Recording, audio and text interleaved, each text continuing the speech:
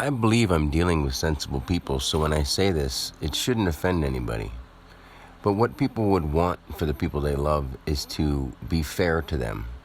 Now, let's say because I stopped paying child support, which is fake money for people to pay fake value to get stupid items they don't need when they're just distracting themselves from their families and the life that they should be working on, which they should have been working on the whole time, but they didn't know because they've been distracted by a school system and a governmental system and just a big world that propels you to keep asserting yourself towards other things besides yourself, and they know that.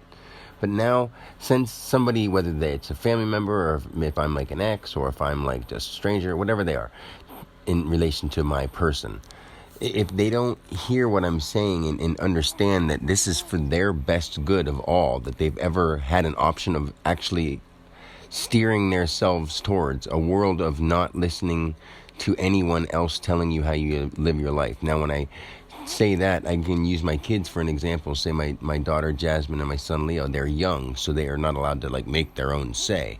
But if a parent really loved their child, they would do one thing. They would ask the child how they felt. They would say, do you want to spend time with your dad? And if the child gave them an answer and that was yes, and the parent and other side of the family was willing to pick them up and do all this stuff and has been trying to communicate, but since they don't get any answers, the attempts have lessened, because what do you do when nobody answers you? You just, they're not going to answer you. And when they do, they give you a snobby, rude, like one-word answer, like you're not worth their effort, even a moment, even to acknowledge that you've reached out. It's kind of weird that people would think that that's showing even their children love by totally putting off, ditching, ignoring the other side of their family who loves them. And they know that. So there's just this selfishness underneath it that they don't want to acknowledge.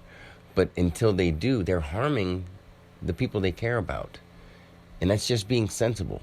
So you should ask your kids what they would like, and then arrange things independent of your personal feelings to make that work. Not go to some people that you don't know, not get other people to arrange your life for you and then have to abide by it by some papers that people agree to. Then we move into stuff like, police. If somebody came to pick me up on something and I have very good reasons of why I haven't paid stuff, why I won't pay taxes, why I will not work for anybody, why money's fake, and everybody knows this. We can't act like children who throw our lives away going after money that other people have said there was value for something, and it's how we exchange our goods. And guess what? I'll give you something if you want it and I have it. I will work towards something without having to pay for it. If somebody has something, I'll ask them if I can use it, ask them if I have it, and I'll do something, trade something, give my time, give my effort, be a good, loyal person to them.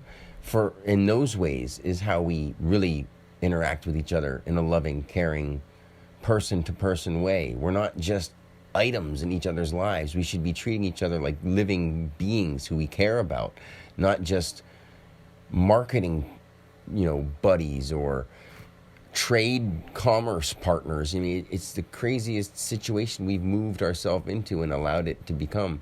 And since I won't do that, I'm not against anybody. In fact, I'm trying to help them so much in such a open-hearted way that they're not used to in this everyday life.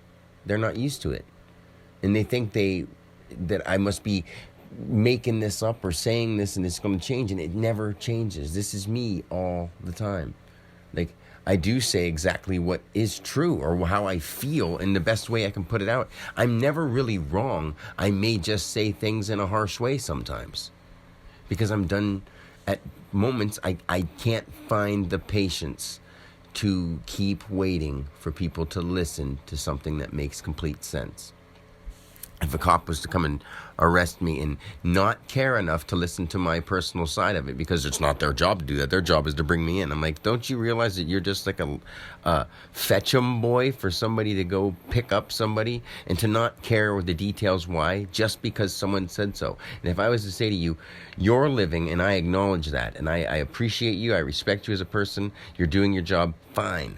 I'm living. I'm a person. You should appreciate me in order to know that you're coming into my personal life, interfering with it, totally, possibly affecting it in a major way and making it change differently for an unreasonable reason.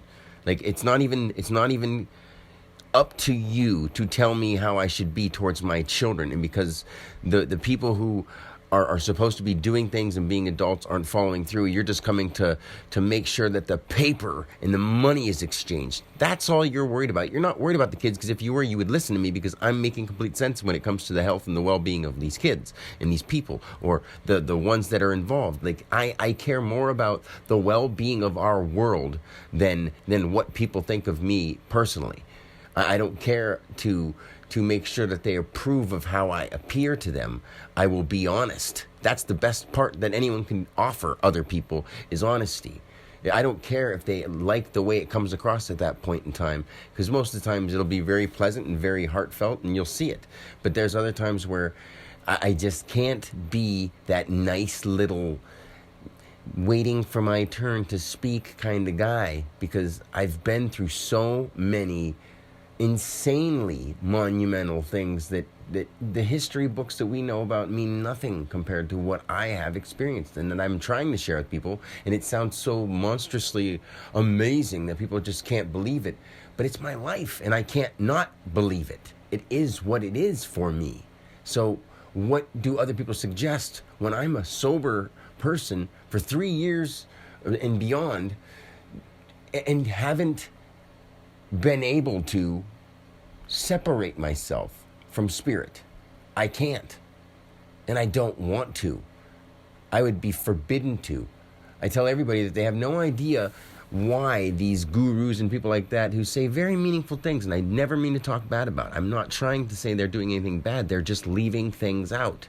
And since they're following a tradition and doing things that they were told, instead of using their bodies and minds and every moment of their life to feel themselves out and see what really happens in their body when they do certain things. And when you do that, and you do certain things and different things, and you experiment with yourself, not doing drugs, not that, but eating plants, eating different vegetables, eating different things, fasting, doing those things that they talk about, but being so on it and making sure that you are disciplined with yourself, that you let go of your ego. And some people feel they have, some people are just on different levels. And yes, that's true. We all are on different levels. But people are learning things from great people who haven't seen the side that I have seen. And when I start showing them just through even those people, I can break down their names and numbers and all these kind of things and why they're at where they're at in life. And that is a big deal. People go, wow, that's pretty cool that you can do that. I'm like, it's not a cool thing at all if people don't see what it means. It means that this was all scripted by one living energy, and I communicate with it. That's a huge deal. But no one wants to take it seriously. And a lot of people think it's so spooky that they'd want to get rid of me instead of listen to me, because they don't think that anyone could really love them this much. Because if they had this kind of knowledge of power, like, I'm not afraid to die, and my body isn't invincible, and I don't want it to be. I don't want special powers, and I could have them. That's the amazing part, is I could have them.